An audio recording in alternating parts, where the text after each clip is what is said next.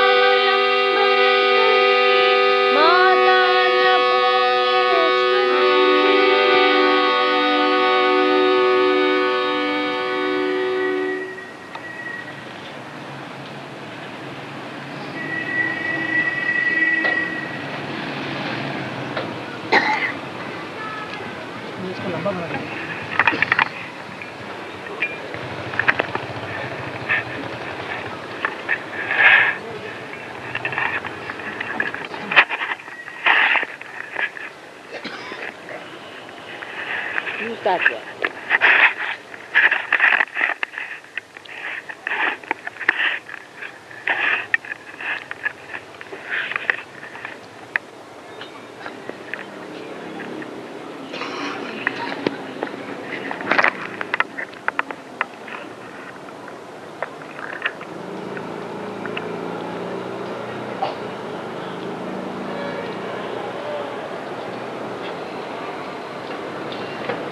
Mother, brothers and sisters.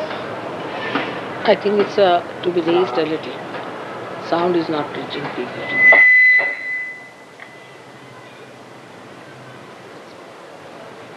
Shri Mother, brothers and sisters, and seekers, people coming for SahajaYoga.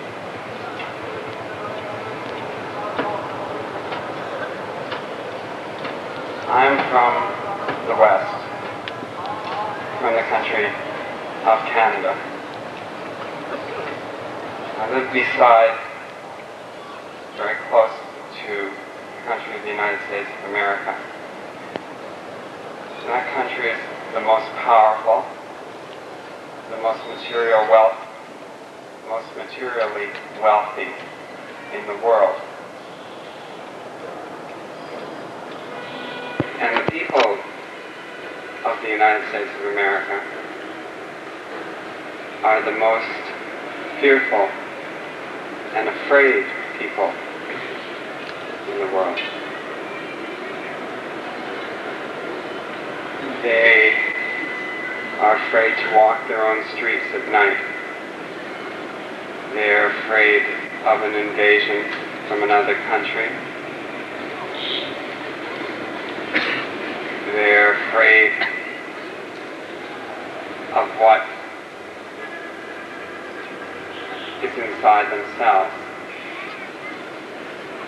And so it is with all of the Western countries. America's the worst, but with all of the Western countries, and with all of the Western peoples.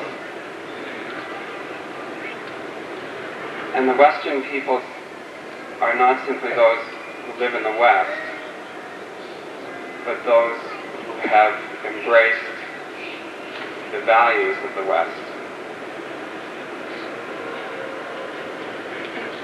The values of the West, the material values, taking the material over the spiritual. And in taking the material, grasping the material, we have also grasped that fear. We're afraid of so many things. We live our lives in fear.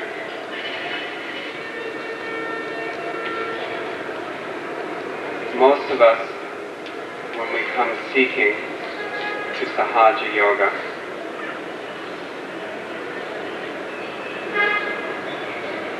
some of that seeking is out of fear.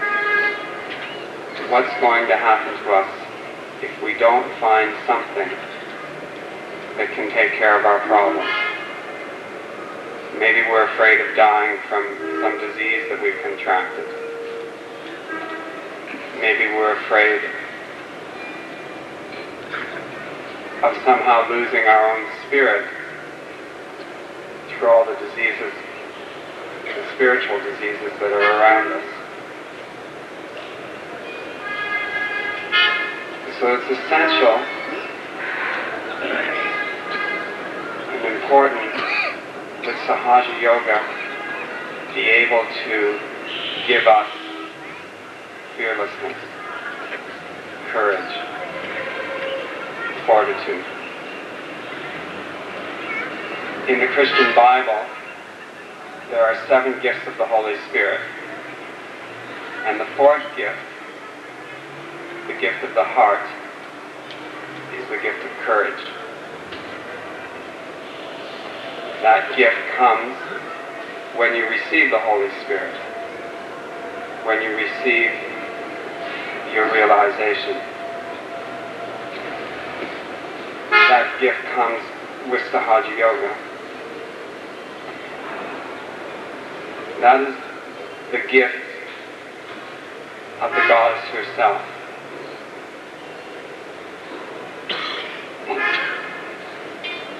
In the Hindu tradition, you're very fortunate to have the images,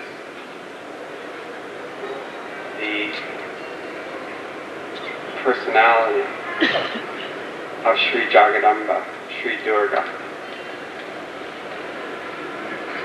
the all-powerful warrior goddess who is afraid of nothing because she needs to be afraid of nothing. There is nothing, no one, more powerful than the Devi.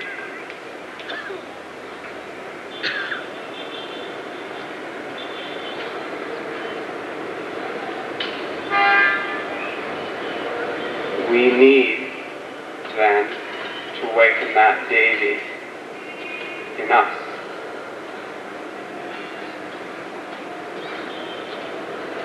Now, if you're new here, if you've come looking, if you're not a SahajaYoga yogi or yogini, then I invite you to look around at the SahajaYogis and yoginis that are here and see the gift of courage, of confidence, of fearlessness that our Mother has given us.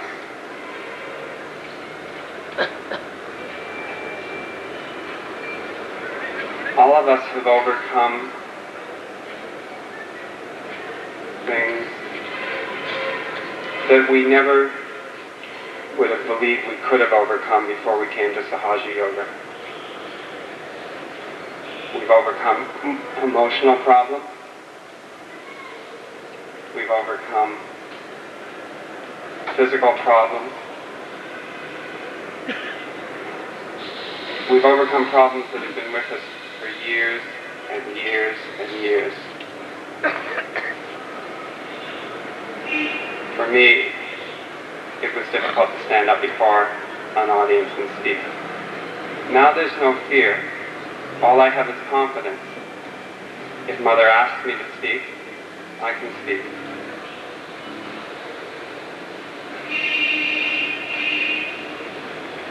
Whatever's asked of me in Sahaja, I can do.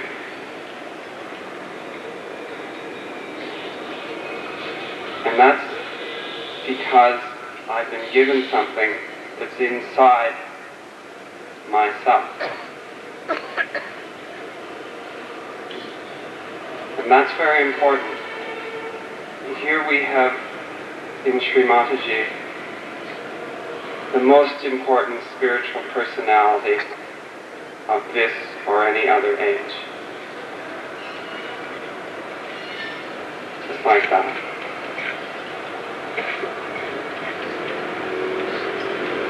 But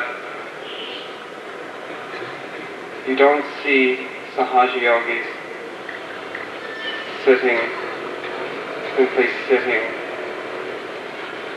and worshipping Sri Mataji, sitting and taking. When we do take, all we can do is take. But we worship in our action. SahajaYoga is not something that teaches you how to sit, how to be passive, how to be passive. It's something that teaches you how to go and do.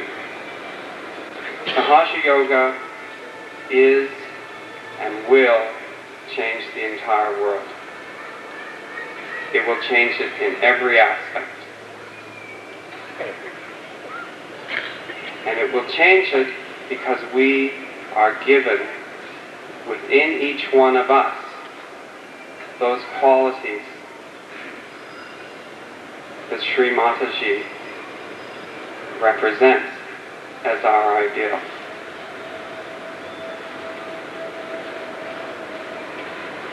We have within us now awakened, and for those of you who have not yet got your realization, you will have it awakened tonight. We have within us the courage, the confidence, the ability to deal with every problem in this world.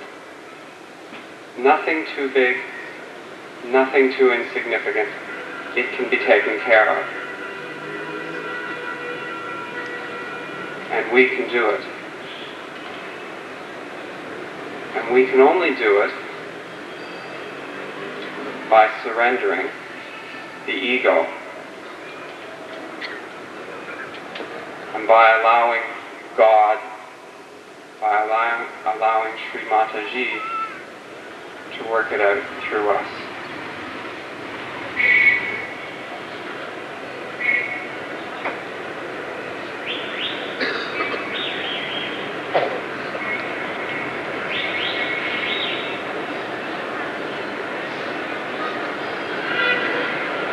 Tonight, Mother will talk about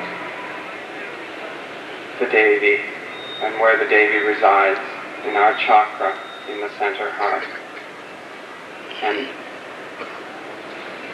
all the intricacies, the importance of that quality, of that deity being awakened in us.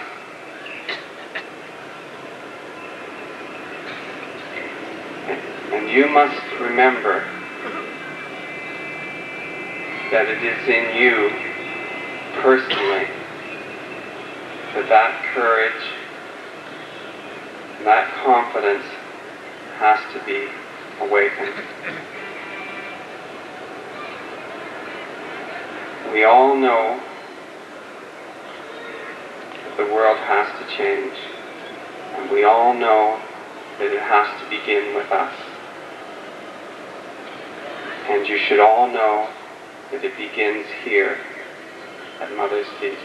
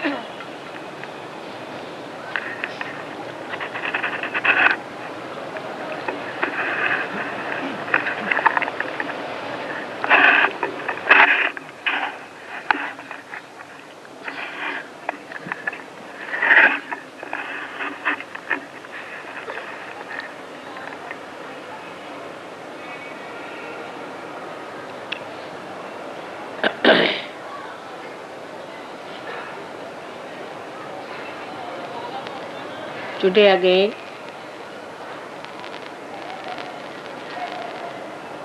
I must thank Mrs. Venugopala for singing such a beautiful song about the Devi. I was very much impressed the way Patrick told you that they are confident that they can solve any problem. That's what it has to be. That's the sign of a SahajaYogi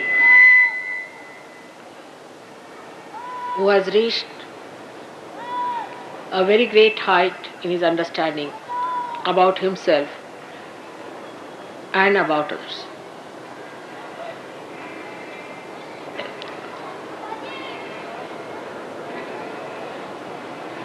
The chakra of the goddess lies behind the sternum bone in the spinal cord.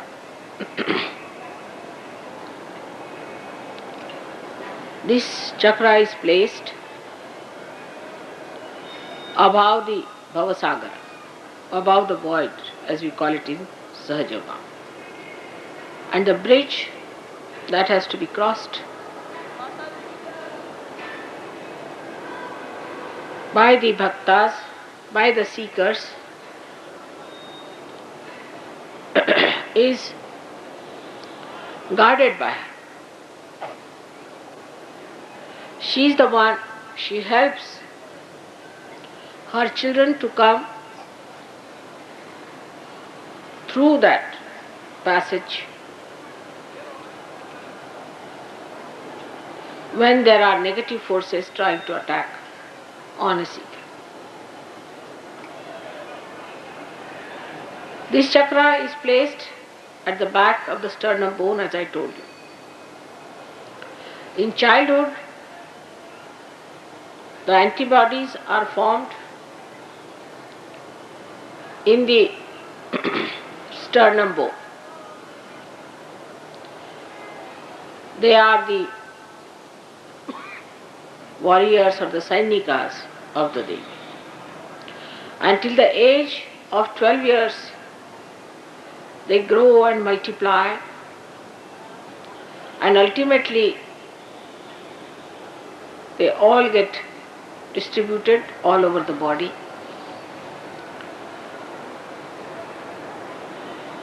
And a human being is made able to face any outside invasion on him.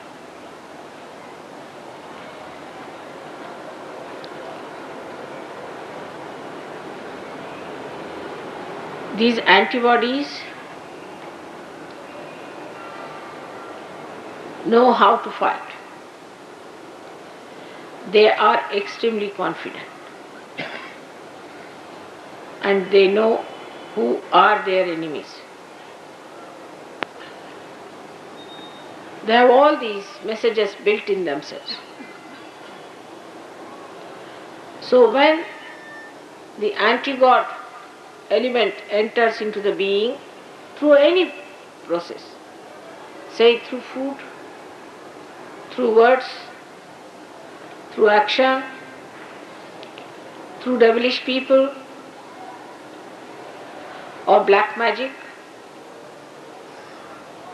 these antibodies combine together, collectively fight the invaders.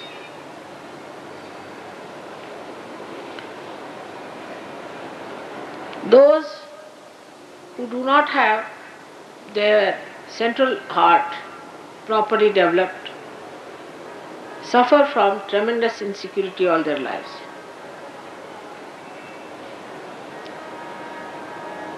When they are children,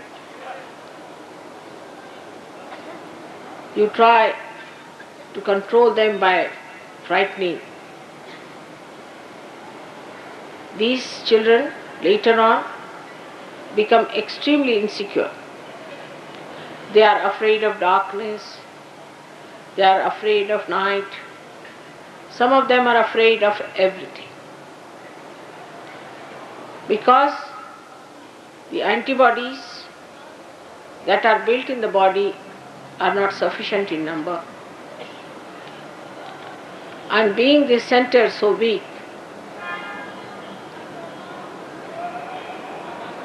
the person feels extremely insecure. Later on in life, when the child goes to the school or he tries to work,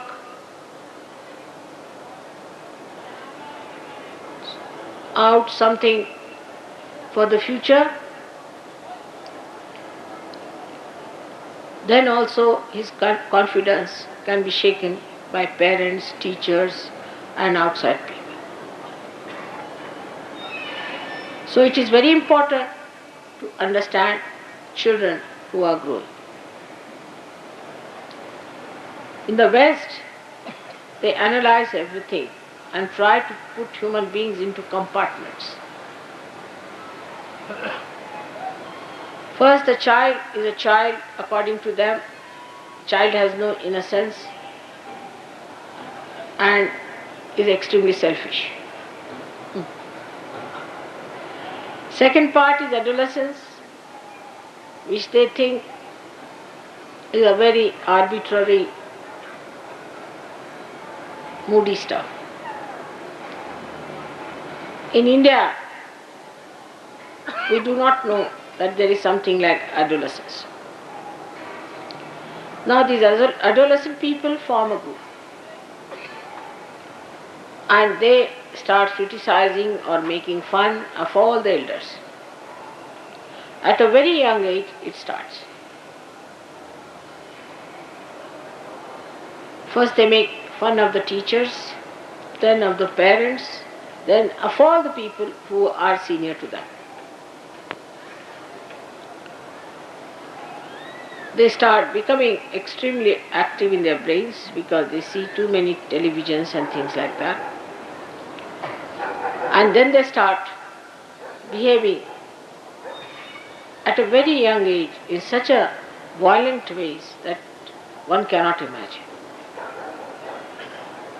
I used to live about 25 miles away from London. And every time I would go to London, I would find some children doing some sort of a mischief somewhere. But one day some of them entered into my compartment. And they started pulling out all the covers, thrusting their knives into the seats, opening out all the upholstery. I was just sitting and watching. So I said, "Now are you tired? Please sit down. What's the problem?" They said, "We are all very angry." I said, "For what? Why are you angry?" I said, "We are just angry." I said, "But you have to be angry for something."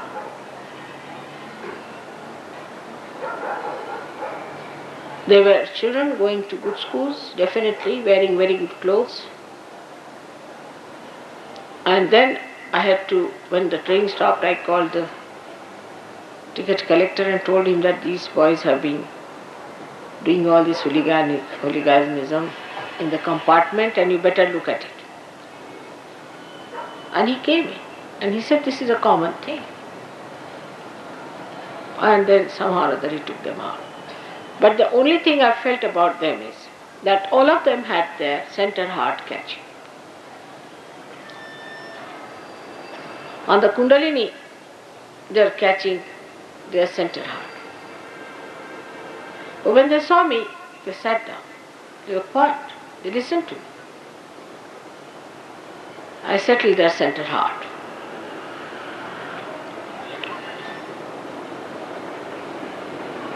And most of them said, "We are angry with our mother."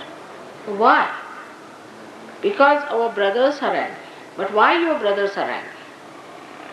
Then I discovered that Freud has given these funny ideas against the mother. Mother itself, can you imagine? What an anti-God activity it is.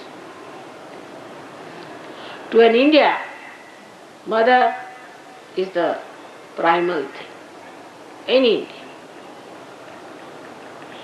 Because his sense of security lies in the mother. Even if the father is hot-tempered, is angry, still they depend on the mother. Because mother knows when to get angry and when not to get angry. She has the discrimination. And she is the one who protects them. The idea of mother is completely blasted in the West. And this is the reason why the children of that country feel so insecure, and when they grow, they are extremely insecure. You won't believe that all the time they are polishing their brass, cleaning their house, but not even a rat enters their houses. And if they have to talk to someone, they'll make a person stand outside and talk from inside, especially in London. Because they are literally frightened. Nobody will believe the British who ruled us are such frightened people. But they are. They are frightened of each other, they are frightened of themselves. The reason is the center heart is absolutely weak. I've told you the first reason, the family insecurities. The child does not know when he comes back from school whether his mother would be there or she would be gone. They don't have mothers who can bear a lot from the husbands and smile and show no signs of their agony to their children.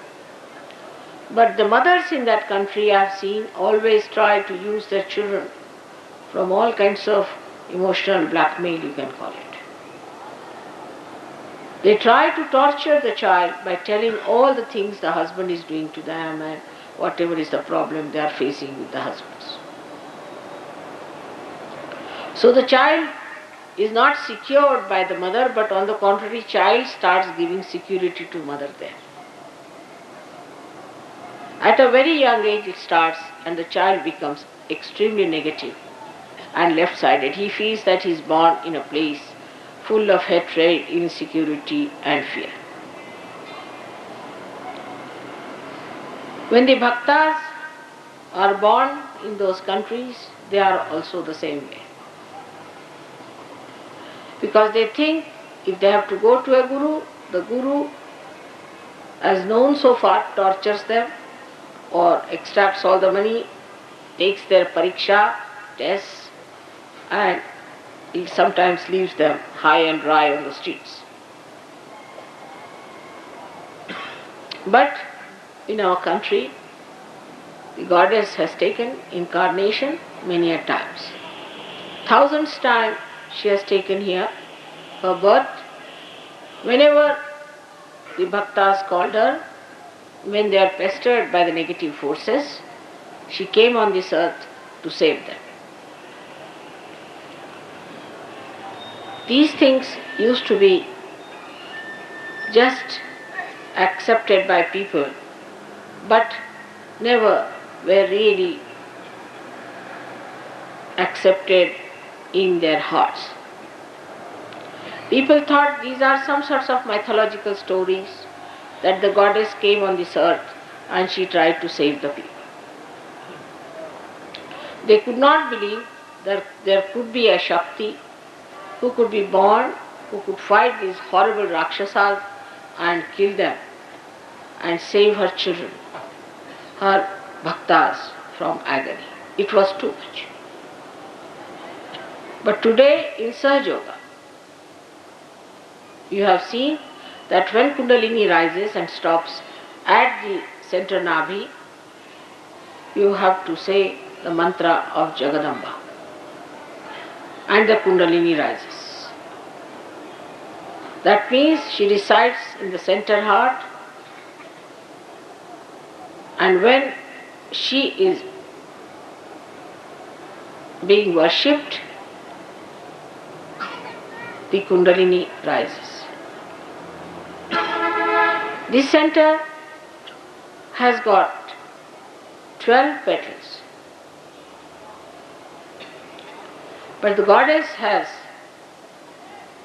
1,000 hands and 1,000 eyes. She has 16,000 nadis to work out her different aspects of enlightenment.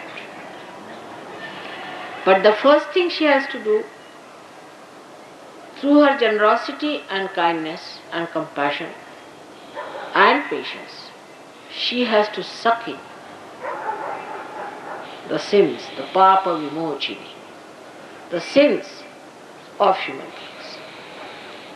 One of the sentences in Bible was, wages of fear is sin. Or you can put it the other way round, the wages of sin is fear.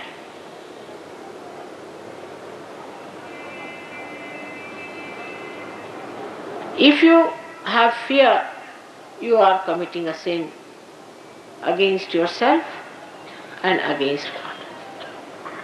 Because if Mother is Almighty, and she can solve all your problems, you are under her protection, then why should you have any fear? That means you don't believe that she is that powerful.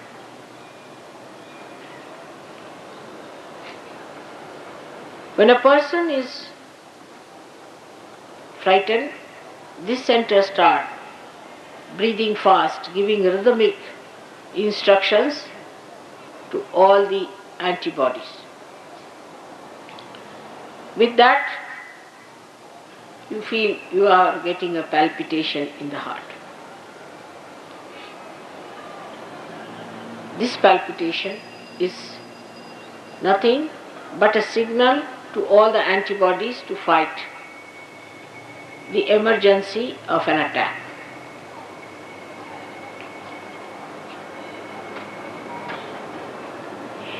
But when somebody builds up insecurity later on in life, it becomes a physical problem. If they have insecurities earlier, it is an emotional problem. But later on in life, when one develops a insecurity, any kind, like a wife is insecure about her husband. Husband is a loafer or a bad man and carrying on with other women. So that motherhood of the wife is challenged. And when her motherhood is challenged, she may get the weakening of the center, by which she may suffer quite a lot and may have even breast cancer. These insecurities can be also self-made, imaginary.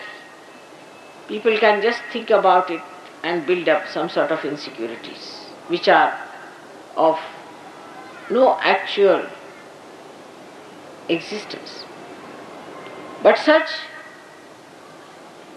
fears are very much more in the West, because the life in the West has no mooring, has no explanation. Whatever you ask them, they'll say, what's wrong? A husband will say, what's wrong in having a keep? And the wife will also say, all right, if he wants to have a keep, let him have it. In India, no woman would tolerate such a situation. She would starve, she would do everything, but she will never touch a man who has a keep.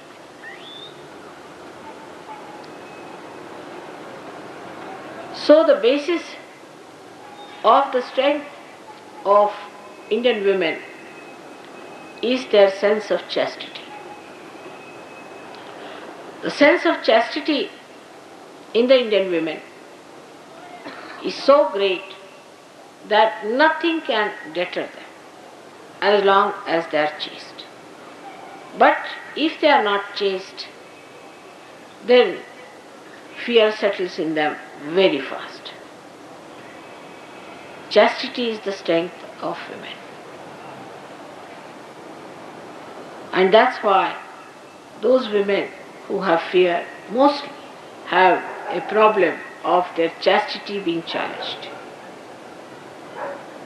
A woman who is frightened that her chastity may be disturbed also can develop a problem with the heart chakra.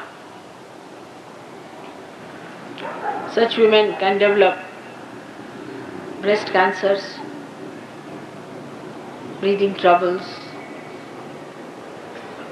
and other kind of frightening diseases on the emotional level also.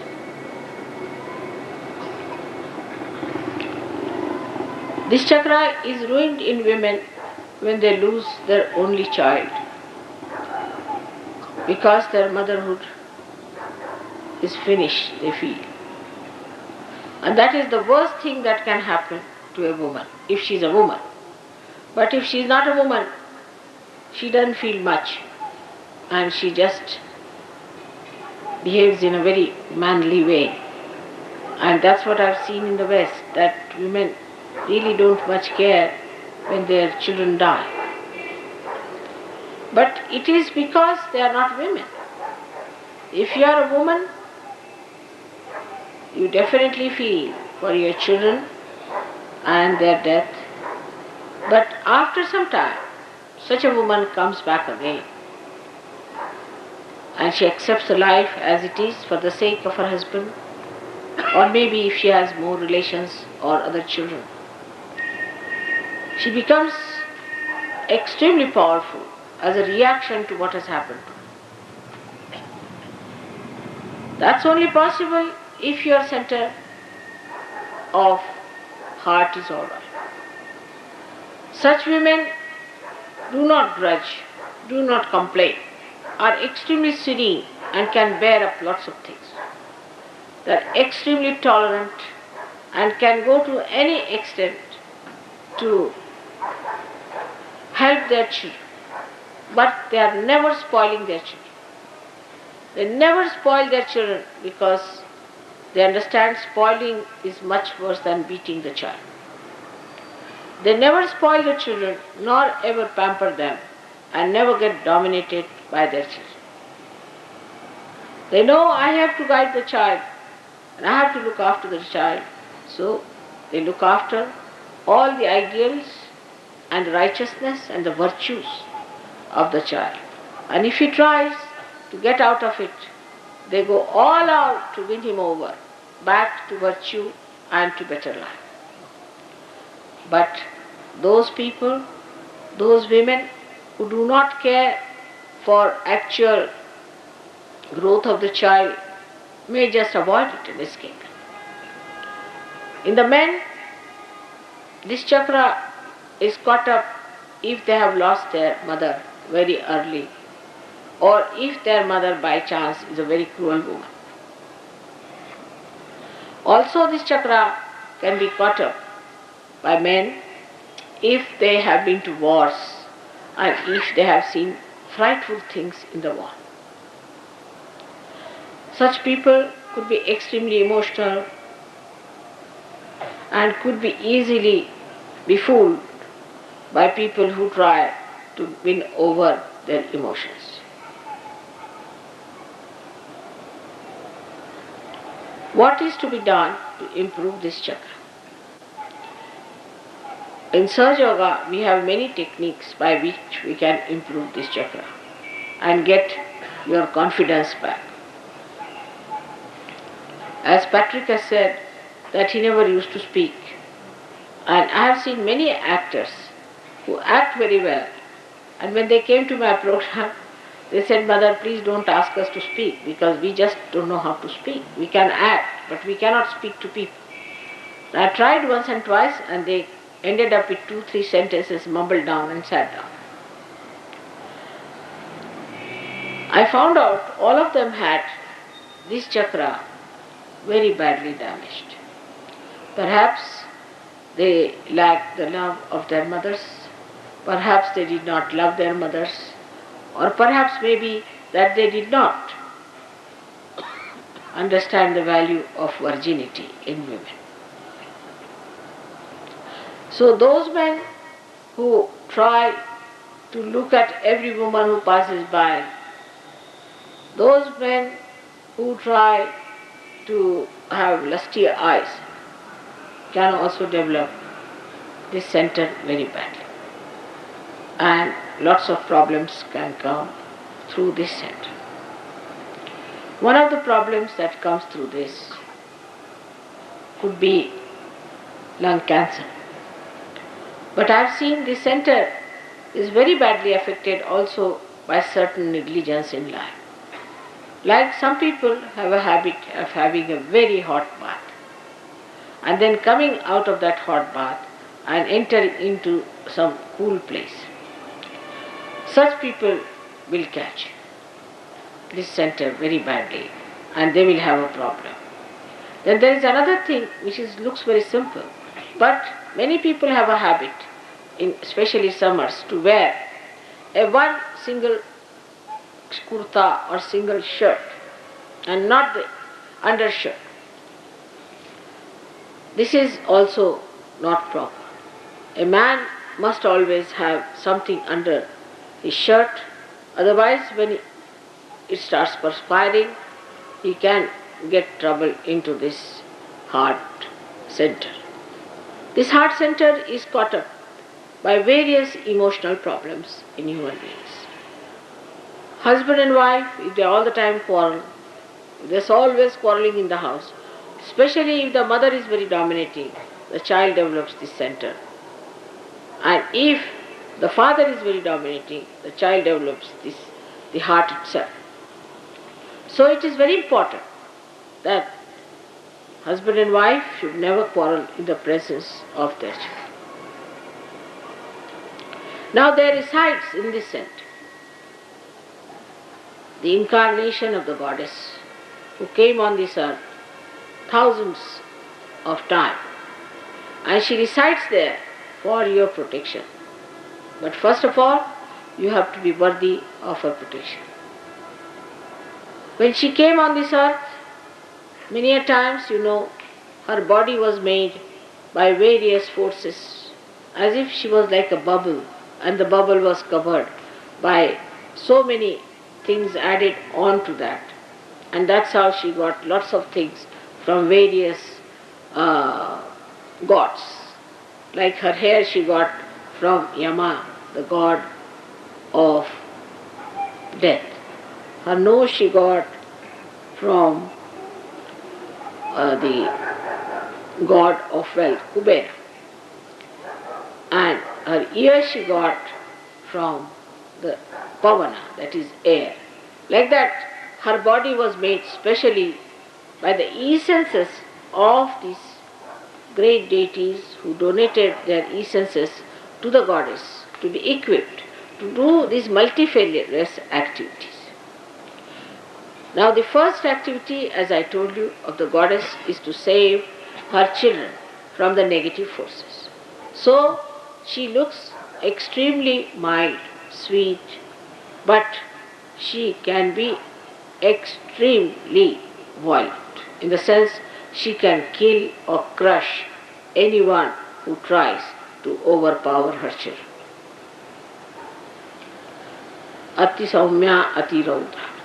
These two temperaments exist only in the goddess, because she is the mother, and at any cost she wants to save her child. Also towards her child, when he goes beyond a point of understanding, when he shows no sense of discipline, then also goddess can pull him down by certain methods that she adopts. Now first of all is that she gives all that is needed to remove the fear from the mind of sadhakas.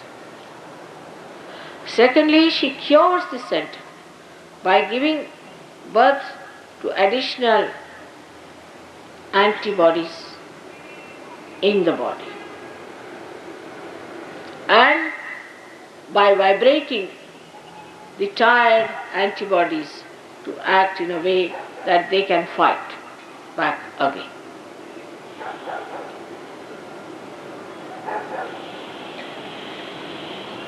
Even in day-to-day life, she may establish her existence by showing lots of miracles to her children. We had a lady coming to see me, and she was rather late. And when she came back, I asked her what was the problem. She said, no, there was no problem, but my bus fell down about 20-30 feet down, and the thing rolled down and fell on the ground with all the four legs intact. And all of us in the bus were saved.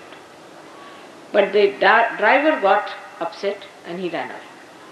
So somebody who was in the car, who knew how to drive, came down and he switched on the car, and the car started moving. And we came back then to Bombay. So on the way they started asking, there must be some saint sitting here. Otherwise, how can we be protected? Only a saint can protect us like this. She was wearing my ring. Oh, they said, this is Mataji's disciple. They all started falling at her feet, saying, oh, you have saved us, you have saved us. So there are many miracles that take place in your life. When you see an accident taking place, suddenly you find the accident is over. There was one fellow was a journalist called Marathi. He and his friend, another journalist, were coming from Lonavala down, and it's a very big slopey road, ghat, and their brakes fell. And the driver said, now the brakes have failed and you take God's name. And they started remembering their mother. And suddenly they saw a big truck coming ahead. They were about to bang onto that, they closed their eyes. And God knows what happened. They opened the eyes and saw the truck was going upward and they were moving forward without any difficulties. And they were amazed how it has happened, as if somebody has lifted their car and put before the truck and they have been saved. And the driver also closed his eyes and took the name of the mother. It is possible. It has happened with so many people that they do not know how it works out. So one has to believe that we have the mother within ourselves, in our heart. And if she is awakened, she is going to look after us. She is going to give all the protection that is needed. And there is nothing to be frightened of anything.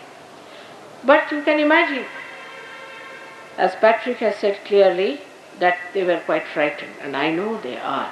Even English language is like that. All the time they'll say, I am afraid, I have to go. What is there to be afraid if you have to go? You better go. I am afraid if I am doing. They are all the time jittery like that. And so jittery, and when they talk, they are so frightened that sometimes you feel nervous with them. That you don't know how to approach them the way they are nervous. And one of the reasons why they are nervous is that because they plan too much, think too much, analyze too much, and then ego settles down into their brains and ultimately covers the heart. Because their ego covers their heart, they get a fright. Actually, it so happens that if you become ego-oriented, you start seeing yourself through. Because when you are at a level, you can even see your ego very clearly. And then you get frightened of other people because you think they too also must be having the same type of ego, and you are really frightened of them. It is very common also in the East. Now in India, I should say that supposing you have to go to a government office, be careful. Anybody, even a chaprasi can shout at you for nothing at all. They develop a system of barking all the time, just go on barking. The reason is they bark at you because they themselves are insecure. A chaprasi is insecure of his boss is insecure of his boss is insecure of his boss. Ultimately the minister is afraid of the voters and the voters are afraid of the minister. It's such a vicious circle. So the whole system works out into such a terrible insecurity that you don't understand what is there to bark at, what is there to shout at. And then a kind of a identification with the falsehood is built up so much that you are no more a human being. You are either a secretary or you are an under-secretary or a joint secretary, I don't know who is higher, who is lower. And then you have some other secretaries, and then you have clerks and this and that, and you are that. You are nothing else but that. So, because you are that, you must have these horns and you must shout at people, otherwise nobody is going to believe that you are something. So, it is such an identification that develops into human beings. That too because of this heart not being developed properly. Because if your heart is developed properly, then you are a human being because you know your mother has given you the birth and you are a human being. There's no need to have any fear from another human being who is also a child of your mother. So there has to be no fear about it. But the trouble is that when human beings start wearing anything, supposing they wear a suit, immediately they start speaking in English. As soon as they wear pajamas, they start speaking in Hindi language, or say dhoti Hindi language, and pajamas they might start giving galis. So it is a kind of a very superficial identification human beings develop because there is no depth in the heart. If they had that depth, that moving in the heart, then they would not develop these superficial things, and as a result of that they are frightened. Because they know they are superficial, others are superficial, they have got beard, we have got beard. So they'll pull, if I am going to pull his beard, he might pull my beard as well. Such a fear exists among human beings. And then another thing, another steps come into the minds of the people, that why not pull his legs to go up? This is the third category of debasement. If you are the child of the same mother, how can you go higher than anybody else? You will remain always the child of the mother. How can you go higher than any other child in the eyes of mother? You cannot. On the contrary, if you try to do such tricks, the mother will punish you. And this is the second thing that mother does, is to punish her children. Yes, she punishes. In very sweet ways, first of all. For example, if the child is not eating and troubling, she said, all right, you don't want to eat, all right, don't eat today. That's a very simple way of punishing children. But then she says, all right, you want to have the way you want to have, go ahead. Like I tell them not to do such a such thing, it's not good. For example, I told them that don't take the flats just from the beginning and let all the Sahajogis stay with other Sahajogis. But the organizers thought it better to take the flats, whatever may be the reason, because they are very wise organizers. But you see, mother says something very simple, but it has a meaning, one must know. And they arranged it that way. So, half of the people just protested that no, we are going to stay with some Sahajogis, we want to be with them, so they were accommodated. The others were British, nowadays are on the other side of the mood. They are very, very tolerant. And they said, all right, if we are not arranged, we'll stay in the flats. So they stayed in the flats. But what happened? It rained and rained and rained and rained, and they could not arrange their food even under the roof they had built. So they had to shift all of them to other places, and all of them had to stay with other Sahajogis as told by mother. If they had listened to the mother, they would have saved some money, as well as they would have saved some trouble, and there would have been no problem at all. That's how little tricks here and there are played by mother, just to convince the children that you have been stupid. Now, there are so many things like that which mother can play, and her playfulness is very important in life. Because if she is severe with the children, they'll run away. If she is like any other guru, the Sadgurus also, they used to beat their disciples. They used to hang them by a string. You don't know how the gurus treat their disciples. Some of them take lots of money from their disciples, and some of them take lots of things from the disciple. They want complete surrendering, and they make them subservient. They really torture the lives of their children, or their disciples, we should say. But the mother doesn't want to do that. So she plays little tricks here and there and tries to correct the children. Now I'll give you an example of a guru whom I met about 5-6 years back. He came from Amarnath to a small village, small district place near Bombay, where a Sahajogini was staying. And he sent his disciple who was staying in that place to see that Sahajogini, and he went and he told that, you see, my guru is coming and he wants to see Mataji, and he has told me that only Adi Shakti will clear out my Agya Chakra.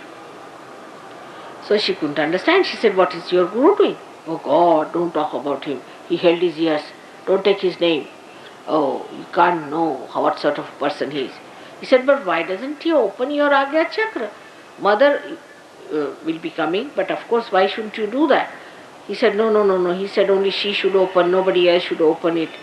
And he sent me to this place about 5 years back, saying that in the 6th year Adi Shakti will be coming and she'll open your Agya Chakra. Now can you believe it? Poor fellow suffering from that horrid Agya Chakra was suffering when this Guru had come. So he came to see me and he told me, Mother, my Guru has come and he wants to see you. So I went to see him. And this Guru was sitting down there with a big temper. You see, the nose was all bloating. Of course, when I went there, he touched my feet and everything. And then he called one very bad name to this thing. Did he touch your feet? Was he all right? Was he behaving all right? I said, he was all right, but I can't understand. Why did you not open his Agya Chakra? He said, let him go to hell now. I am not going to open his Agya Chakra. Who opened my Agya Chakra? Why should I open his Agya Chakra? So I said, this is not good. I should open. Yes, you will, because you are a mother. I am not a mother. So he went inside, and the disciple told me, Mother, he hanged me by legs on top of this well. For 3 days I was hanging there.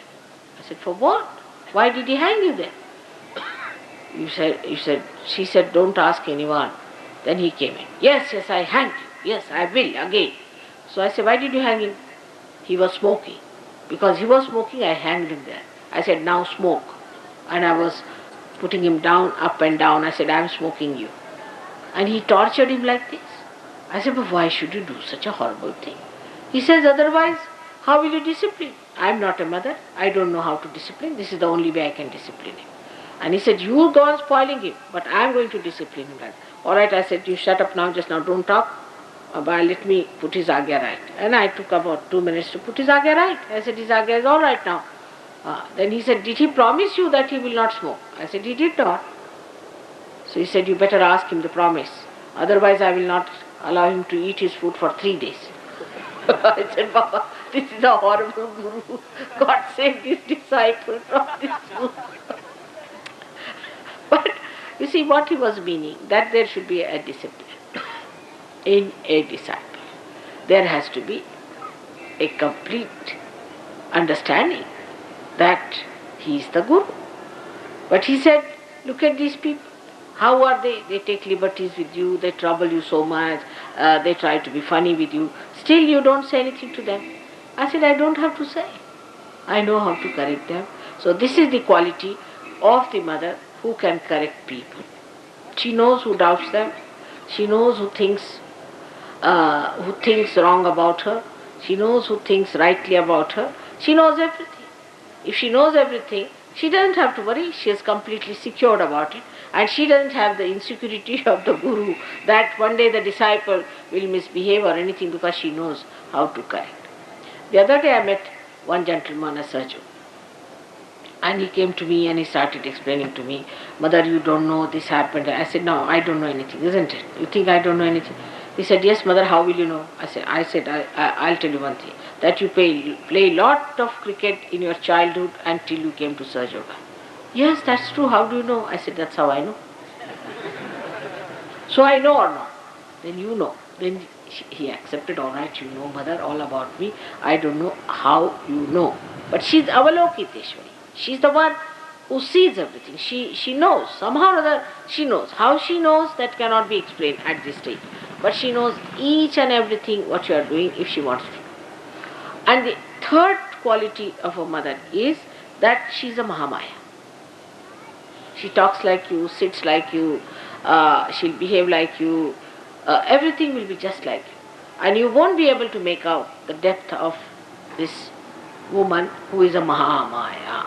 Because she plays such tricks on you and such things in such a beautiful way that you cannot make it out. You think that you are all right.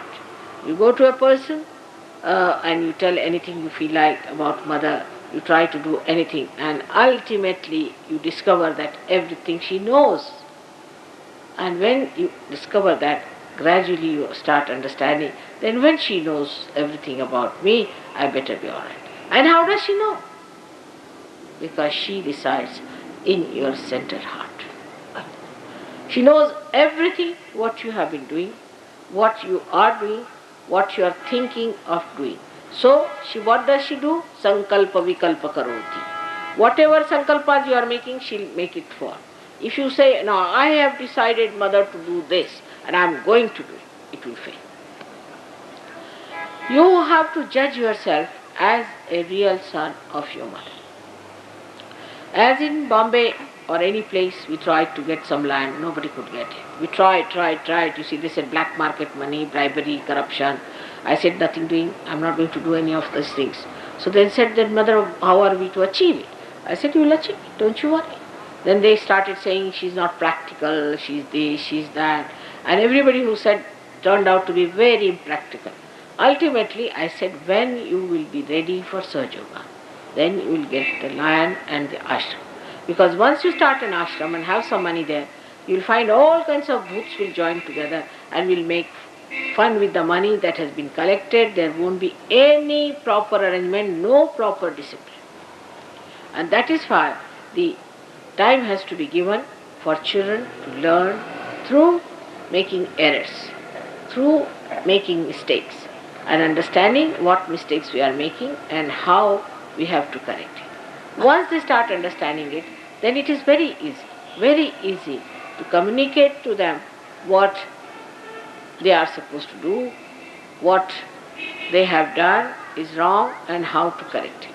But as long as they think they are very wise, as long as they think they are extremely nice people and that they are on their own, mother says, all right, go ahead, doesn't matter.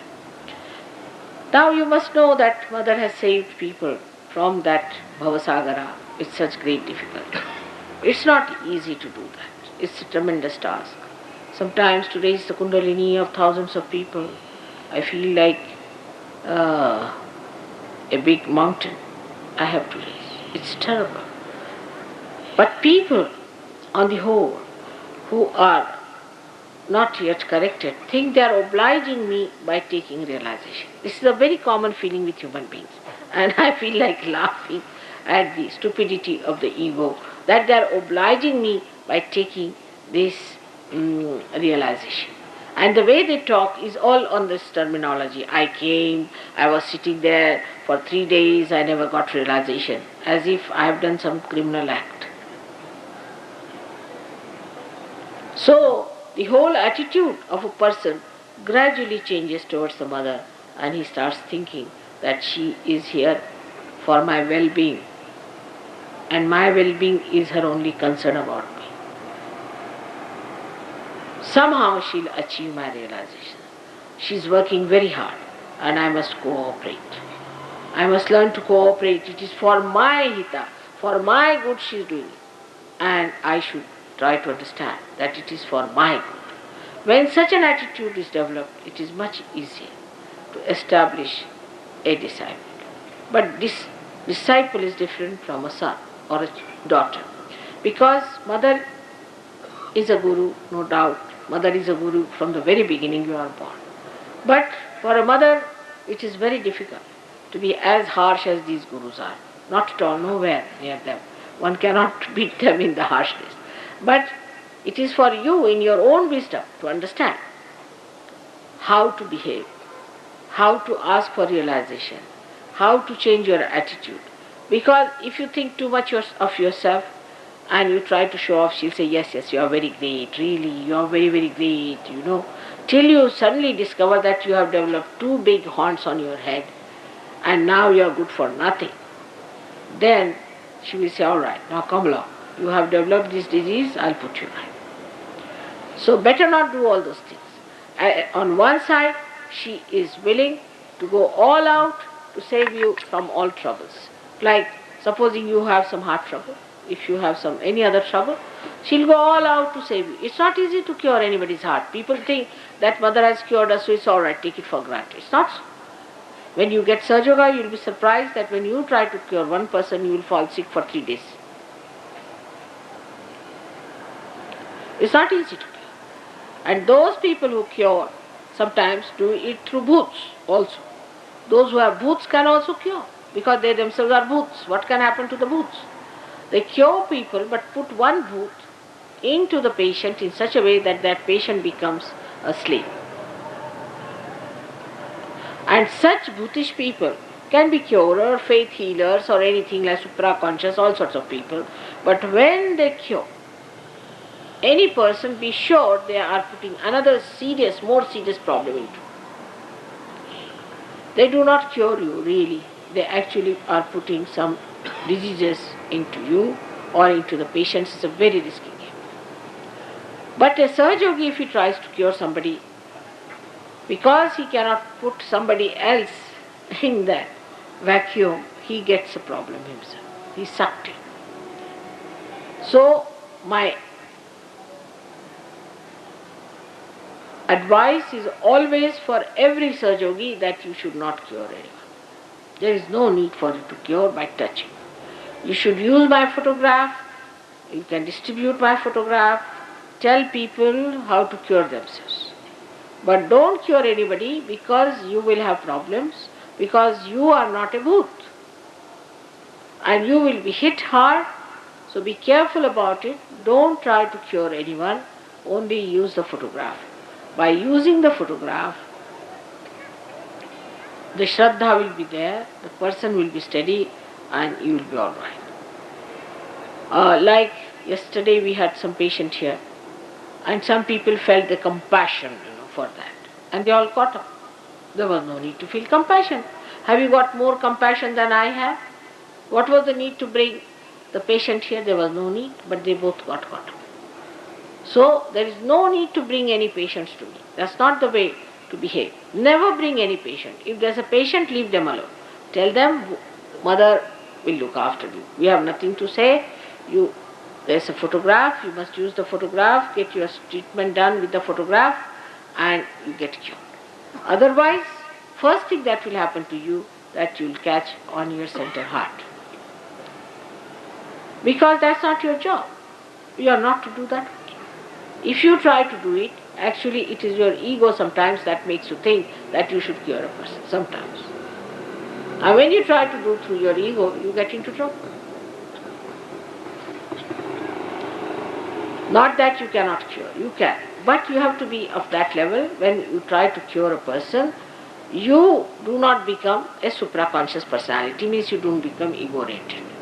But they do, ultimately they are all of them. Those who have tried to cure others and do like that, they have gone out of SahajaYoga completely, becoming just mediums.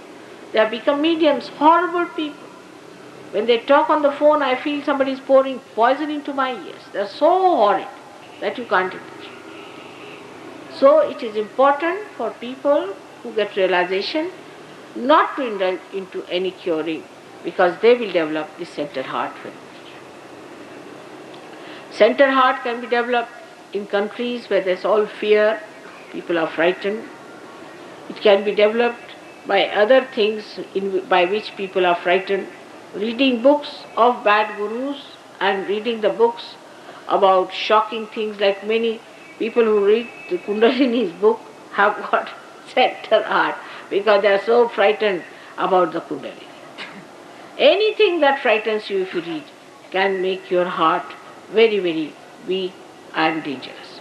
Now we have two other sides to this center heart. Is the mother's heart, is her own brother, is Vishnu, takes incarnation as Sri Rama on the right hand, who we think is the father, who is looking after his children.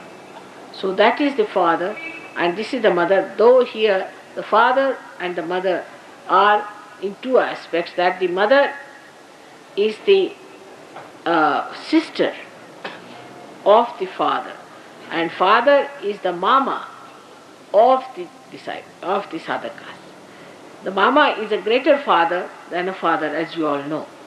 And so this uncle, who is the incarnation of Sri Narayana, looks after the protected disciples of the mother. He gives that father's understanding to the children. Because at this stage, this Father, God Almighty, is not known, who is Shiva. So this uncle looks after the children till they are grown up enough to meet their father. And that is how we can say that Parvati or Uma or Devi, she comes to her mother's place, Maika, and resides in this center heart. And there her brother protects her children. When she gives realization to children or gives them second birth, then this mama looks after the sister's children and helps them to build up the security of a father. So the right side of every human being represents the fatherhood. The fatherhood. And the fatherhood of a man is very important. If this center is spoilt or if there's something wrong with it, then you get asthma as a disease. Asthma is only caused by this center being spoilt or some other combinations with this center. Asthma is very common among girls and boys. And the relationship with the father or the understanding of the father or your own fatherhood is not all right, you get this trouble of asthma, and for that one has to ask the questions to the sadhakas, what sort of a father you have. And one gentleman came and asked me, why everybody is asking me what sort of a father you have, everybody asks me, what about your father, what about your father, what has my father to do with me? Actually everybody feels the right heart and they have to ask about the father, because father resides in the right heart. And the principle of fatherhood, if it is spoiled, if there is a problem with the principle of fatherhood, then you get this problem and many other problems, which I do not want to discuss now at length. But you can understand a person who has no father, how diffident he is and how he behaves. And also such people, those who have not known a father, can become very wayward, licentious or permissive, or could be very much secretly licentious. The people who lose their father do not have that they lack in that discipline that the father gives them. Or could be such people could take to a very remorse and unhappy life, or they could be very hard on their children, or could be extremely kind and spoil the children. It could be anyway. So it has both the reactions, either too much of love giving or too much of strictness. It can be anything, or a person could be of this kind, may be very strict in childhood and could be extremely lavish in old age. It is a very imbalanced personality. So the person who has no father has to know that his father is Sri Rama. He should not worry about anything. He is a one, with one arrow he can kill any number of people. So he should have no fear at all about his father not being there or father being dead or something happening like that. On the contrary, if the father is dead, it's better to tell him not to worry about you and that you are all right, so that you leave your father in peace and ask him to take his birth than to bind him to this earth. This is the right heart, and the left heart is the mother, actually your own mother, whosoever it is. That is the motherhood, in the sense that if your mother has been extremely unkind and extremely funny, or your relationship with mother is bad, then know that there is something wrong on the left hand, which is indicated in you. So these 2 points are very important in human beings. If a Sahaja just decides that I have a father and a mother, God Almighty is my father and my mother, then these problems can be easily solved. But in Sahaja, it is not what you think that works out. It does not. Like in the car, if you sit down and think that I am going to Connaught Place, you won't move. You have to move your hands. In the same way, in Sahaja, you have to move your hands, clear your chakras, move them higher and put them up. It's not what you think is important in Sahaja, not at all. You may think that I'm doing very well in Sahaja, I'm very good, but it's not so. It is what you actually achieve. Your ascent is the point. So as in the car, as I told you, you cannot just sit down and think and do the job. In the same way, you have to run this machine and you have to see that you get all this movement. There should be gati in you. Otherwise, there is no sense in just talking about SahajaYoga, thinking about SahajaYoga and convincing yourself that you are a great SahajaYogi. It is how you manifest it is the point, which very few people understand. Very, very few people understand that it has to be manifesting. It has to be karyanvit. It is not just talk morning till evening. Even when I am talking, now I am opening your heart center. I am working it. Even I am talking also, I am opening it. It's working. You will see your heart chakra is open by the time I finish my lecture. It is so, because I know how to do it. When I talk, I am just watching where the chakras are catching, what's happening, and I am catching all these points and touching it. I am trying to open it. And that's how it should be. That even when you talk, it should be karyanvit. Even when you are quiet and raising your hands, it should be karyanvit. Whatever you do, you should be karyanvit. Even if you glance at anyone, it should be karyanvit. It should not be just a kind of a jabbering that we do sometimes about SahajaYoga. The greatest fear human beings have, that they think they have done lots of mistakes. And these mistakes are too many, and they can never get realization. They will be doomed, they will be going to hell. This is not true at all. Nobody is going to go hell if you do not want to. If you want to stop it, you can stop it. The time has come. You are going to be blessed, and blessed forever. So may God bless you. Today's lecture I have given you in a way that you should understand the importance of confidence, but not by saying I am confident, because when you say outwardly you are actually egoistical. But when you say in your vibrations, then you are confident. May God bless you. Today I am sorry I have to go for a dinner tonight, and I won't be able to spare much time today for touching feet, because yesterday my brother came home for dinner and I reached 11 o'clock, so went away without eating food. Again today he is coming, so I hope today you will excuse me for my brother, because after all I must look after your mama also sometimes.